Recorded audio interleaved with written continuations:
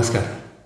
14,000 शाळा बंद करणे, 62,000 शाळा दत्तक देण्यासाठी काढणे आणि यापुढे नोकरी कंत्राटी पद्धतीने देण्यात येईल असा निर्णय घेणे, ह्या तिन्ही निर्णयामुळे महाराष्ट्रातील सर्व युवा वर्ग जो नोकरी मिळवण्यासाठी पात्र आहे तो सर्व युवा वर्ग चिंतेत पडलेला आहे. त्यांना भविष्यच उरलं नाही. सगळ्या भविष्यामध्ये यांनी अंधकार पसरवलेला आहे. शिकताना एवढी मेहनत करतात हे विद्यार्थी, शिकून पात्र ठरतात, त्यानंतर ती स्वप्न रंगवतात की उद्या मला नोकरी लागेल, मी पहिला पगार आईच्या हातात देईन, बापाच्या हातात देईन. आईबापांनी प्रचंड कष्ट उपसलेले असतात. मुलाचं लग्नाचं स्वप्न असते, घर बांधण्याचं स्वप्न असते, बहिणीच्या लग्नाचं स्वप्न असते, अनेक असतात, अंगावर कर्ज असतं ते उतरवण्याचं असतं. हे सगळी स्वप्न धुळीस मिळाले. हे केवळ सरकारच्या ह्या 3 निर्णयामुळे. हे एवढंच नाही, नोकरी आणि शिकून सवरून जी आता जी पिढी तयार आहे एवढंच नाही, तर या पुढच्या सर्व पिढ्या जो आता आम्ही ज्युनियर KGत टाकू, सिनियर KGत टाकू, पहिल्या वर्गात टाकू, त्या सगळ्या पिढ्या बर्बाद होतील.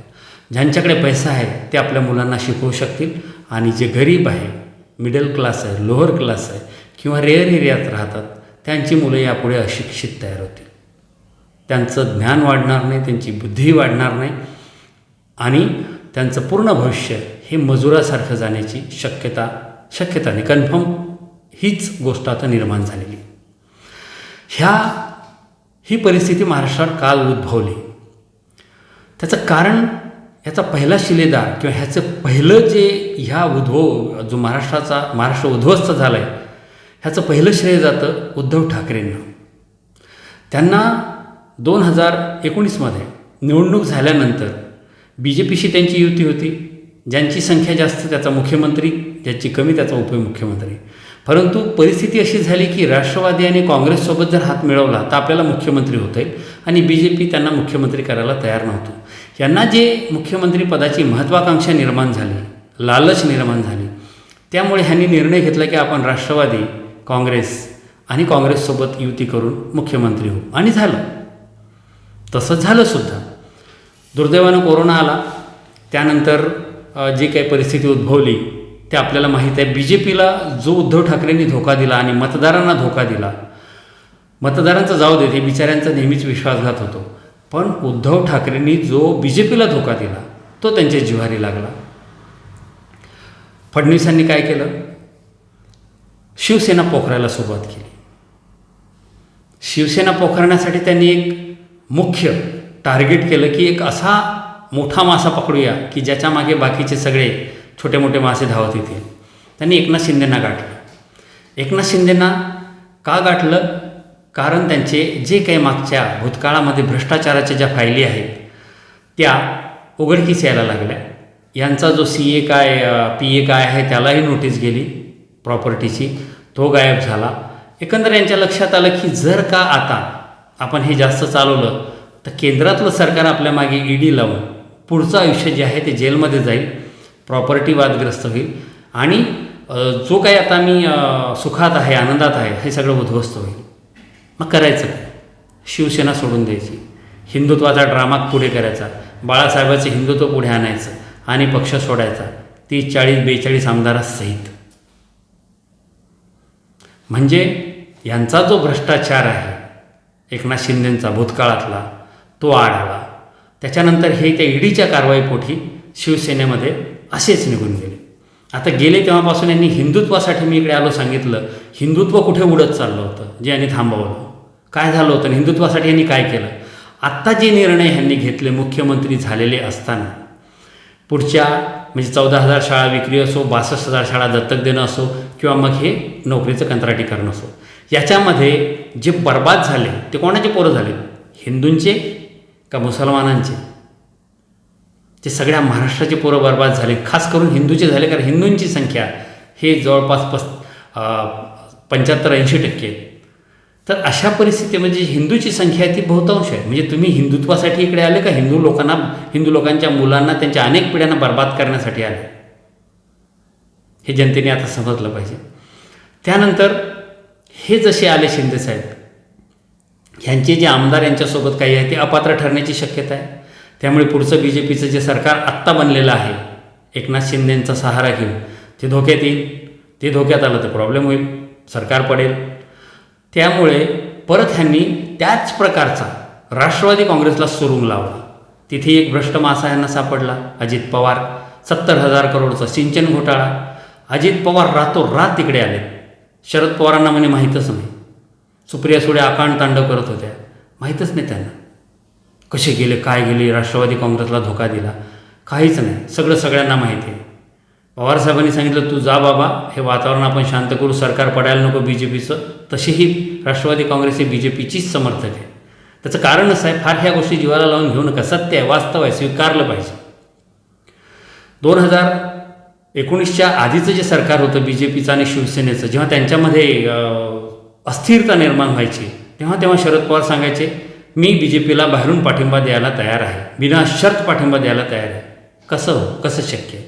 म्हणजे ते बी जे पीचेच आहे, बी जे पीचे समर्थक आहे. कॉर्पोरेट लेवलची माणसं त्यांना जाम आवडतात. कॉर्पोरेट म्हणजे पैसा म्हणजे सर्व काही. ह्यानंतर आतासुद्धा शरद पवार साहेब NDTVवर गेले, तिथे म्हणाले की अडाणी हा चोर भामटा, हा अडाणी जो भारताला लुटतोय, अनेक बँका लुटल्यात आणि मोठ्या श्रीमंताच्या लिस्टमध्ये जाऊन बसला, ह्या भामट्याची त्यांनी तारीफ केली. तुलना कोणाशी केली? टाटा बिर्लाशी, ज्यांनी भारत बनवण्यासाठी खूप मोठे कष्ट उपसले किंवा भारत बनवण्यात त्यांचा मोठा वाटा आहे, टाटा बिर्ला यांचा. या भामट्याची चोट्ट्याची त्यांनी त्यांच्याशी तुलना केली, भरभरून अडाणीची तारीफ केली. कसं शक्य आहे जर हे बी जे पीचे विरोधक आहे तर? म्हणून हे बी जे पीचे समर्थक आहे. बी जे पीसाठी शरद पवार बऱ्याच गोष्टी करतात आतून. चला ठीक आहे. अशा प्रकारे जे अजित पवार साहेब आहेत तिकडे गेले, त्यांनी सांगितलं मी विकासासाठी तिकडे चाललो आहे, विकास करायचा मला महाराष्ट्राचा. झालं. यांचं हिंदुत्व आपण पाहिलं, आता यांचा विकास बघा. हे जे 3 निर्णय घेतले ह्याच्यामध्ये जो आता पुढच्या सर्व पिढ्यांचा आणि आता शिक्षित होऊन जे नोकरीसाठी पात्र मुलं आहेत त्यांचा जो सत्यानाश होणार आहे, त्यांचं आयुष्य बर्बाद होणार आहे, त्यांचं भविष्य अंधकारमय करून टाकलं, हा तो विकास ज्याच्यासाठी ते बी जे पीत आले.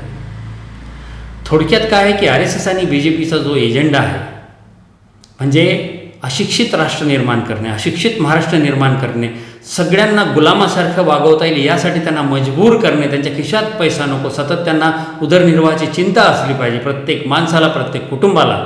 आणि तेव्हा राष्ट्राची संपत्ती विकता येते, तेव्हा हवं तसं करता येतं, राष्ट्रासोबत सत्ता मिळवता येते, सत्तेत कायम राहता येतं. हा जो गोलवलकरांचा जो नियम आहे RSSचा, हा फडणवीस साहेब लागू करतायत. बंदूक कोणाच्या हातात आहे तर एकनाथ शिंदे साहेबांच्या, अजित पवारांच्या. म्हणजे 2 मराठी माणसाच्या हातून हा मराठी लोकांचा महाराष्ट्र बर्बाद केला जातो आहे. आता ह्या पुढच्या ज्या पिढ्या आणि ही चालू पिढी जी भोगणार आहे, जो यांच्या आयुष्याचा जो नाश झालेला आहे, यांचे शिक्षण जे बर्बाद झालेलं आहे, यांच्या पुढच्या पिढ्यांचं होणार आहे, ही सगळी अजित पवार साहेब आणि एकनाथ शिंदे साहेबांच्या पापाची फळं आम्ही भोगणार आहोत.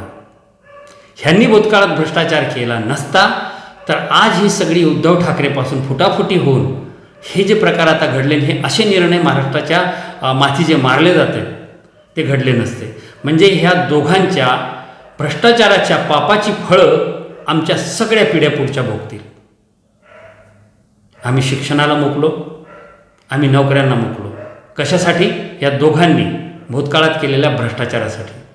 कशासाठी? उद्धव ठाकरेंनी मुख्यमंत्री पदाच्या लालचेत येऊन बी जे पीची साथ सोडून इकडे या दोघांशी युती करून मुख्यमंत्री पद झालं. त्या लालचेची, त्या महत्त्वाकांक्षेची फळं आता पूर्ण महाराष्ट्र यापुढे भोगणार आहे. म्हणजे 3 माणसाच्या सत्तापिपासू उद्धव ठाकरे आणि भ्रष्टाचारात बुडालेले एकनाथ शिंदे आणि अजित पवार, ह्या तिघांच्या पापाची फळं आम्ही भोगणार आहोत. लक्षात ठेवा, ह्या तिघांमुळे हा जो आज त्रास चालला आहे, हो तिघांमुळे चालला आहे. ह्यांनी भलं कधीच केलेलं नाही या महाराष्ट्राचं, परंतु स्वार्थापोटी आम्हाला वारंवार वेठीस धरलेलं आहे. थोडं थिडकं आम्ही समजू शकतो, पण या लोकांनी आता पुढच्या पिढ्याच बर्बाद केल्या सगळ्या, ह्याचं जास्त वाईट वाटतं. मी यांना असं सांगेन की यांचे हात दगडाखाली सापडलेले, ह्यांचा भ्रष्टाचार, आड आलेला आहे, म्हणून हे ईडीच्या जाळ्यात सापडलेले आहे, म्हणून ह्यांना बी जे पीने हुक केलेलं आहे आणि हवं तसं यांना नाचवतं. मान्य आहे. पण अशा परिस्थितीत जेव्हा माणूस अडकतो तेव्हा तो काय करतो? सुसाईड करतो.